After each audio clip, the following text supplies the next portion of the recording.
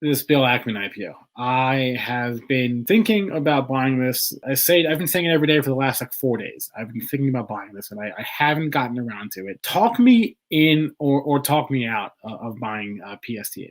So psth, yeah, one of the hottest SPACs, biggest deal done. Bill Ackman, huge name. And then you look at some of the unicorns this is attached to: Bloomberg, Airbnb at one point, Stripe. So, with the money involved, I think he's going to land a big name. And I think that's what everyone's betting on here.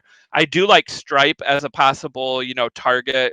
We see the fintech and online payment space, huge growth right now. The thing I don't love right now is, it's one thing to bet on the management team, but this is one that went public at 20, and we saw it, hit over 27. It's back down to 25 now. But that's a decent size premium to where it started. The other thing is everyone in this just waiting on the deal announcement.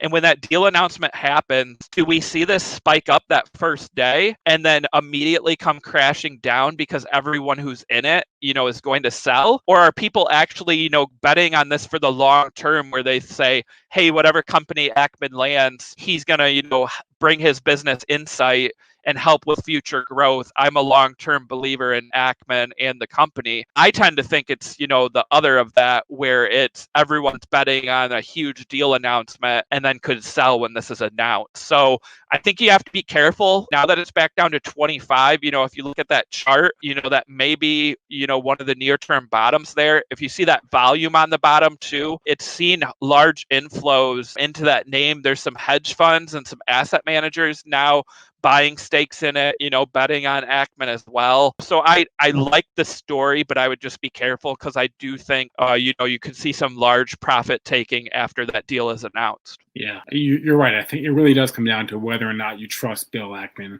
And the fact that the SPAC is so large, there really are only a handful of companies that they can buy at a reasonable price, right? There was rumors that he had approached Airbnb, or that he had approached Robinhood. You mentioned Stripe. There's been a couple other names thrown out there, so we don't really know. But okay, I think you talked me into it. Like I said, I've been thinking about it. I've been all talk, no action all week. So I think I may, after we're done here, just go into my Fidelity account and just buy a couple shares. Yeah, and this is one of those SPACs where, for people that want exposure to the industry, this could be one of the, the ones to really, start with, because of that large name and the fact that it's going to be a large unicorn who most likely already has revenue. Whereas a lot of these EV SPACs we've seen, they're pre-revenue companies. You're trading at these billion-dollar valuations, on the future growth, where, I believe whoever Ackman lands, you're already going to have revenue. You're already going to have some decent multiples.